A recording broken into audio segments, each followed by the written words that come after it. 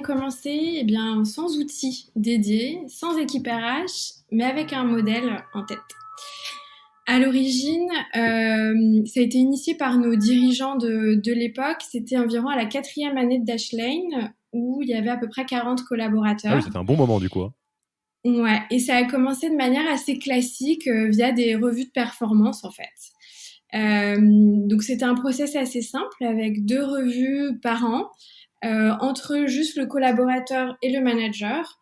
On utilisait Confluence, qui est notre outil de knowledge management qu'on utilise toujours aujourd'hui, et un modèle qui s'appelle le modèle Start Stop Continue, qui est un modèle qui avait été choisi par notre ancien CEO tout simplement parce qu'il l'avait déjà utilisé dans une autre entreprise et qu'il était convaincu des bienfaits de ce modèle.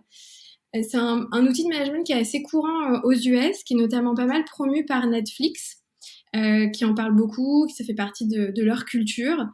Et l'idée, c'est de se concentrer sur les choses qu'une personne devrait commencer à faire, arrêter de faire et continuer à faire. Et donc, l'objectif, c'est de promouvoir un feedback clair et surtout axé sur les actions. Donc, nous, au fil des années, on est passé de revues de performance un peu classiques, qu'on appelle chez nous des feedback checkpoints, qu'on a toujours aujourd'hui, à une culture du feedback un peu plus en continu, même si c'est quelque chose sur lequel on travaille toujours et on essaie de s'améliorer.